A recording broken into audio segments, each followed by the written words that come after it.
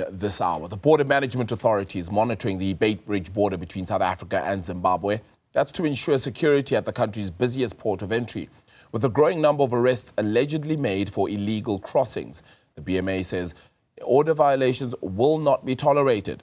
Newzroom Afrika's Veronica Makhoali joins us live from there now. Veronica, a little bit earlier, we're also talking about just traffic, and that begins to look like it's heating up just a little bit. And as we get to your image there, also just seeing a little bit of traffic as well in and around you. What are officials saying?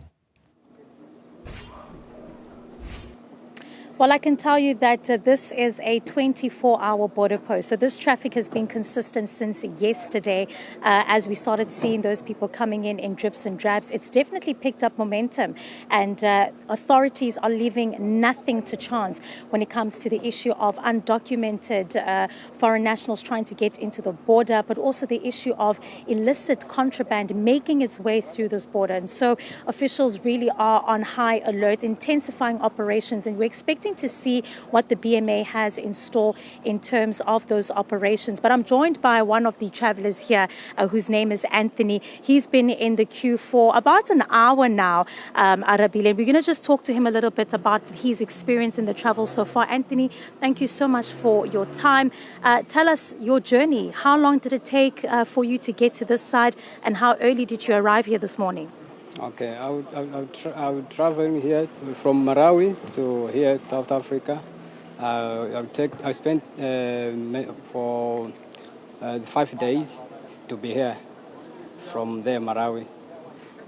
And waiting in the queue, that 5 days travel, I mean, did you come by bus, by taxi, by your own vehicle? No, I've come alone by taxi, yes. And how long have you been in the queue for here at immigration? Here, immigration from South Africa, I spent time on queue only for 1 hour. Yeah. Yes. And how has the processing been in terms of what the BMA and the authorities have been checking? Are all your documents in check as well?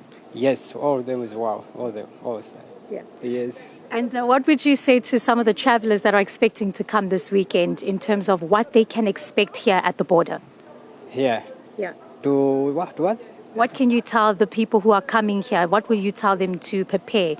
Okay, I'm going to tell them, the people, to when they come here, must come with for passport. With passport, don't come here without passport, because here by the ways it's difficult to come here to get into South Africa. It's not easy without passport. So please, all people, you see me when I talk, when I'm here to talk with you guys, please must come with passport here. No, thank you very much for your time. One of the travelers that are using this port of entry, thousands are expected to be, processed today.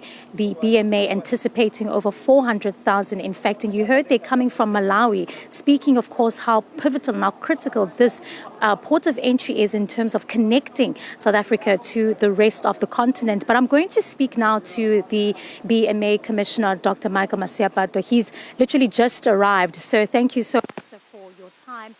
We just heard there from one of the travelers, Anthony, 5-day journey to reach this border post, about an hour in the queue for you and your team. It's now been about, 2 days into this operation of the return leg. How's it looking so far, specifically in terms of numbers? Yeah, no, thank you very much, Veronica. Yeah, indeed, we have been hard at work. I remember we started with the return leg on the 1st. Yesterday was the 2nd, and today being the 3rd. So I will say that on the first day we processed around 8,000 people, as it were. Majority of them were coming back into South Africa. Yesterday, the whole day, we processed around 13,000 people. And out of that, just above 9,000 were actually entering and just above 3,000 were exiting. So at the end of the day, even those that were actually arriving at the end, some of them actually returned back in the afternoon, primarily because they were basically coming to buy things here in town, in Musina, and then they returned back home, as it were. Now, in terms of the interceptions, just yesterday, only one day, we've been able to intercept around 101 individuals who were also, again, trying to come into the country illegally. Because the river is full, the majority of those were also intercepted on the bridge, the pedestrian bridge that we've spoken about, but also some were trying to come through taxis. I think you did see some yesterday that were in a taxi. We did arrest the taxi driver for aiding and abetting, and all of those people were processed for deportation. But for himself as the driver, we actually had to take the taxi, and we also get him arrested. So he's basically this side as it is, and then he's at Musina police station as we speak. So that is basically the work that we've been doing. So today, being day 3, we are definitely on the ground. But today we'll also go to the vulnerable segments on the borderline to see how things are going there. And let's talk about those vulnerable segments a bit. We know that there's a massive influx expected here. How do we ensure that officials are not inundated? No, in terms of the processing inside the port, I mean, I listened to your earlier guest talking about an hour. I suppose maybe he included the hours he might have, or the time he had spent on the Zimbabwean side together with this side. But obviously this side, it couldn't have been an hour. I mean, I think you can also see the processing area is very empty. So probably it is 30 minutes this side and 30 minutes that side, an hour put together. So from where we sit, I mean, you did see the Manyika bypass yesterday.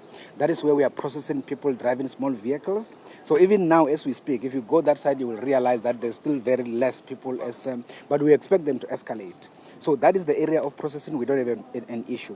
On the main building here, where we do immigration of people coming with buses, as you can see, get out of the bus, get all their bags out of the bus, get them scanned inside there to make sure that they are not carrying anything that is not allowed into the country.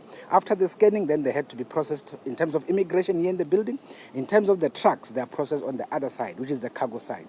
So from where we are sitting, we don't think inside the port there will be any challenge in as far as the processing of travelers is concerned. So we are fairly ready. All right.